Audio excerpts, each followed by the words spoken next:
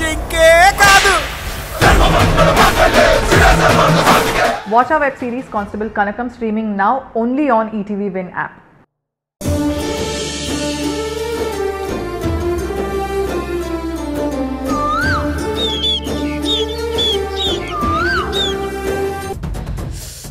అయ్యో పంకజం పంకజం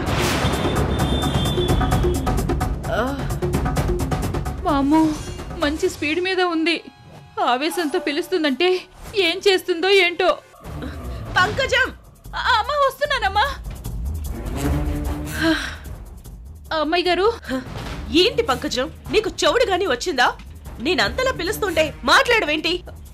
వంట రూమ్ లో ఉన్నానమ్మా. వచ్చేసానుగా ఏంటో చెప్పండి అమ్మా. నీ పనికి మాలిన తెలివితేటలు నా దగ్గర వాడకు. వెళ్ళి మాల్ తీసుకురాపో. ఏ మాల్ అమ్మాయి గారు? ఏం మాల్ అంటావేంటి? నిన్ను దాచిపెట్టమని ఇచ్చాను కదా, అర్జెంట్ గా వెళ్ళి అవి తీసుకురాపో. అమ్మా అది హే చెప్తుంది నీకే, తొందరగా వెళ్ళి తీసుకొనిరా. నాకు తలనొప్పిగా ఉంది. అది వేసుకుంటేనే గాని నాకు రిలీఫ్ ఉండదు. వెళ్ళి తీసుకురాపో. అమ్మాయి గారు నా దగ్గర ఏ మాలు లేదమ్మా. ఉన్నదంతా మీకే ఇచ్చేశాను. మిగిలిపోయింది ఏదన్నా ఉంటే అది అమ్మగారు బయట పడేశారు. ఇక నా దగ్గర ఎక్కడుందమ్మా మాలు? ఏయ్ నీ దగ్గర చాలా మాలుంది. నిజం చెప్పు, దాన్నేం చేసావు? బయట అమ్ముకున్నావు కదూ? అంత మాట అనకండి అమ్మాయి గారు. మీలాగా నాకు అలాంటి మనుషులు తెలుసా ఏంటి అమ్ముకోవడానికి?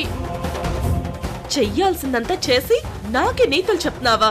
నిన్ను పంకజం చూడండి అమ్మగారు, ఒట్టు పుణ్యానికే నన్ను చావు కొడుతున్నారు. ఉన్న మాళ్ళంతా మీరే బయట పడేశారని చెప్పినా కొడుతుందమ్మా కార్తిక అమ్మాయి గారు. ఏయ్ నేను నీకిచ్చింది నువ్వు చెప్పకుండా ఆ రాక్షసికి ఎలా తెలుసు? చేసిందంతా చేసి అమాయకంగా నటిస్తున్నావా? నిన్ను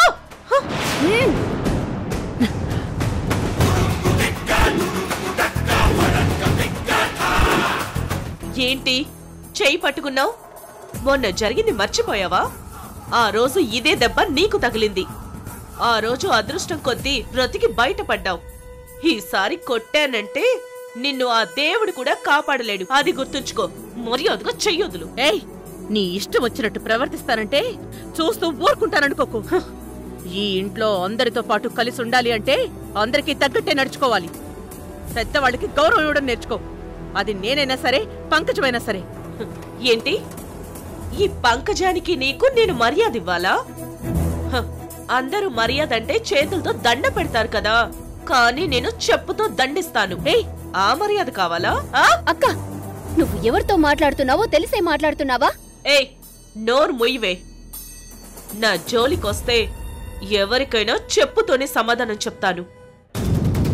పంకజం మర్యాదగా మాల్ నాకిస్తావా లేదంటే చెప్పు దెబ్బలు.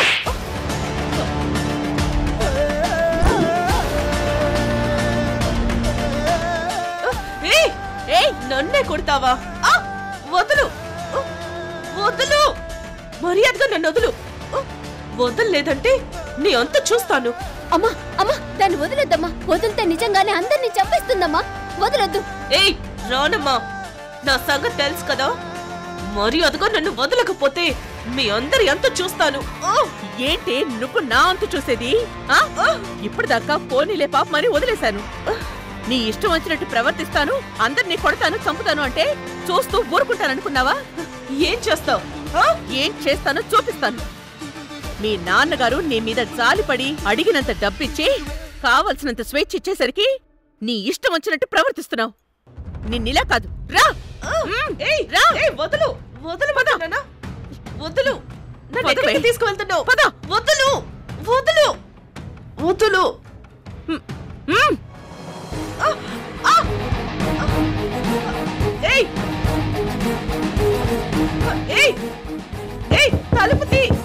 తలుపు తీస్తావా లేదా? లేదంటే తలుపు బద్దలు కొట్టేస్తాను. నీ ఇష్టం వచ్చినట్టు చేసుకో. ఇంతకాలం పోనీలే నీ తప్పు నువ్వు తెలుసుకుంటావు, మారుతావు అనుకున్నాను. కానీ రోజు రోజుకి నీ రాక్షసత్వం పెరిగిపోతోంది. నువ్వు డోర్ తీవే. నువ్వు కన్నీళ్లు పెట్టుకుని అమ్మా నన్ను క్షమించు, ఇక మీదట నేను ఆ డ్రగ్స్ తీసుకోను అని నీ నోటితో చెప్పేంత వరకు నేను తలుపు తీయను.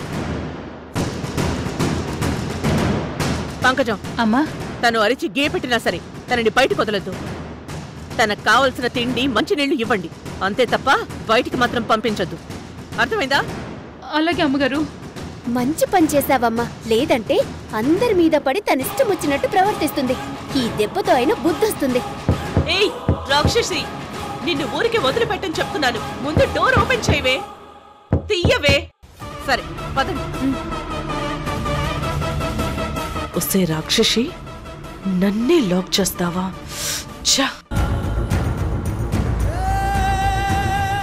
కళ్యాణి, ప్రియా ఇంకా ఇంటికి రాలేదు కదా? రాలేదండి. అమ్మయ్యా, మంచి పని అయింది. కళ్యాణి, నేను డ్యూటీలో చేరిపోయాను. నెలకి 16,000 రూపాయల జీతం, రోజుకి 8 గంటల ఉద్యోగం.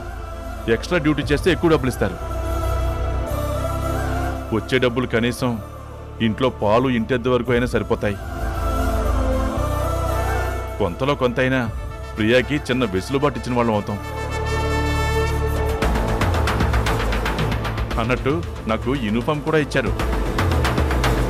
ఇది వేసుకుని డ్యూటీకి వెళ్ళాలి. అది కాదండి, మీరు ఉద్యోగం చేస్తున్న విషయం ప్రియాకి తెలియకుండా ఎలా? ఇప్పుడైతే ఏం చెప్పొద్దు. పెద్దోడు ఆఫీస్కి, చిన్నోడు కాలేజీకి, ప్రియ ఆటో వేసుకుని వెళ్ళిపోతుంది కదా.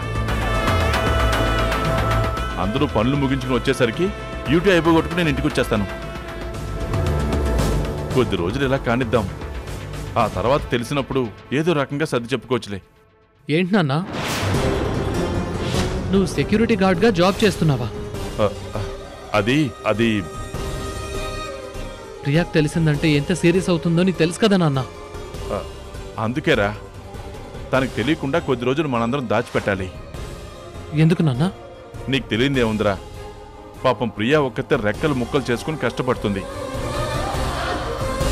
నీకెలాగూ ఉద్యోగం వచ్చింది, నువ్వు కొంత సహాయపడతావు. నీ ఉద్యోగం పర్మనెంట్ అయ్యేంత వరకు నేను కూడా ఏదైనా కష్టపడితే ప్రియా మీద కొంచెం భారం తగ్గుతుంది కదా. తలా కాస్త సంపాదించి దాచుకుంటేనే కదరా రేపు ప్రియాకి ఘనంగా పెళ్లి చేయగలుగుతాం. ఇప్పటి వరకు మనందరినీ ప్రియ పోషించింది. ఇప్పుడు తన పెళ్లి కోసం మనందరం కష్టపడతాం. ఓహో, అంటే తన పెళ్లి కోసం ఈ తాపత్రయం అన్నమాట. అమ్మా అమ్మా అమ్మా, మందులు వేసుకున్నావా? వేసుకున్నానమ్మా.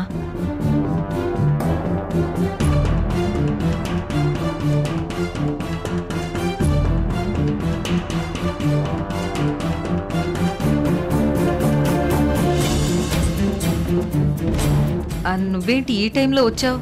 నేను వేరే పని మీద బయటకు వెళ్ళాలమ్మా. ఒకసారి మొహం కడుక్కుని వెళ్దామని వచ్చాను. అయితే ఇంకెందుకు ఆలస్యం, వెళ్ళి త్వరగా రెడీ అయ్యిరా. సరే అమ్మా.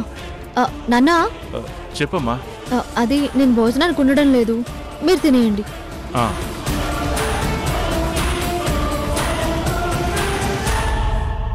అమ్మయ్యా, ఎక్కడ తను చూస్తుందోనని భయపడిపోయాను.